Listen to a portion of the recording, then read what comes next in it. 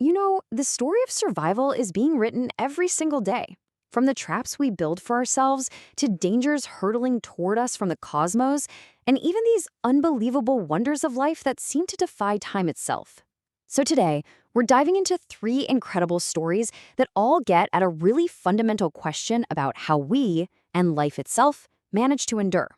Yeah, I know, it sounds like the setup to a really strange joke, right?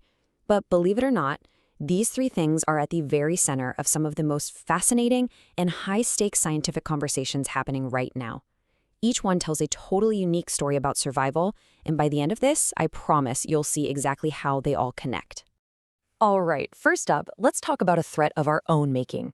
A problem that's floating just a few hundred miles above our heads right now, and one that could, in a total nightmare scenario, actually trap us on our own planet. We're talking about something called the Kessler effect. So the concept is actually deceptively simple, but its implications? They are terrifying. Way back in 1978, a NASA scientist figured that if we put enough stuff in low Earth orbit, one collision could set off a chain reaction. See, a piece of junk hits a satellite, creating thousands of new pieces of junk, which then hit other satellites, creating even more. It's like a snowball effect of destruction, but in zero gravity. Now, you might be thinking, well, won't it all just fall back to Earth and burn up? And yeah, eventually. But the key thing to get here is that eventually can mean a very, very long time. Debris at lower altitudes might clear out in a couple of decades, sure. But you go a bit higher to where many of our most important weather and internet satellites are, and that junk could stay up there for thousands of years, creating this permanent hazard.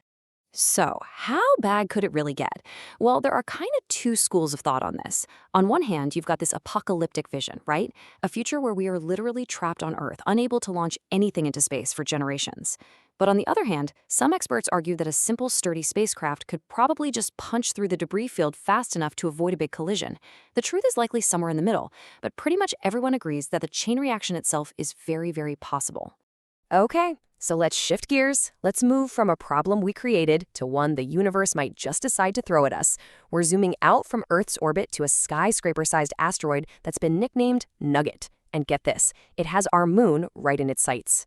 4%.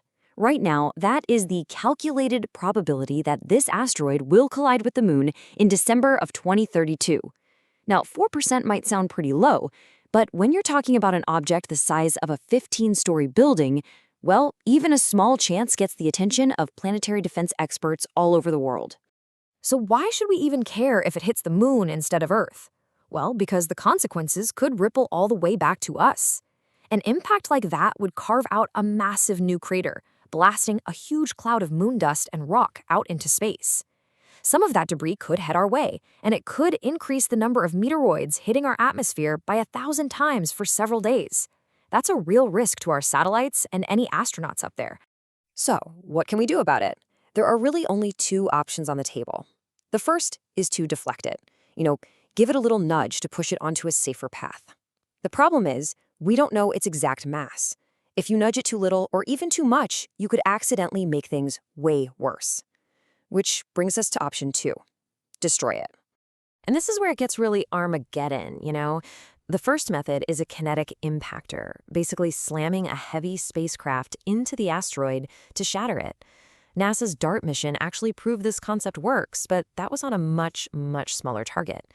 The other method is called height of burst. In short, you detonate a 1-megaton nuclear bomb near the asteroid.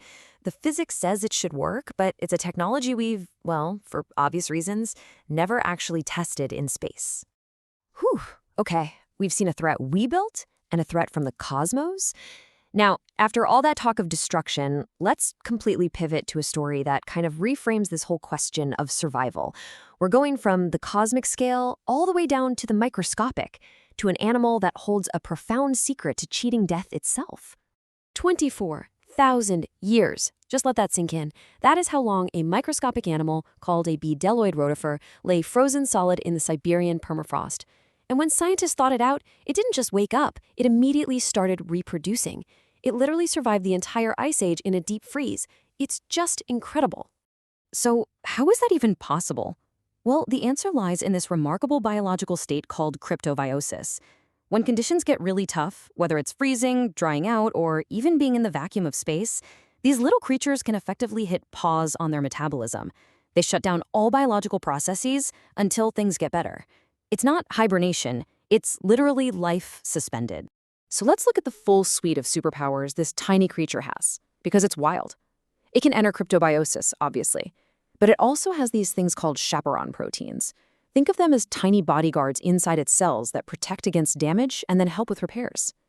It can also steal useful genes from other organisms like bacteria and fungi to upgrade its own DNA. And to top it all off, it reproduces by creating perfect clones of itself. This quote just nails it. The process is called parthenogenesis.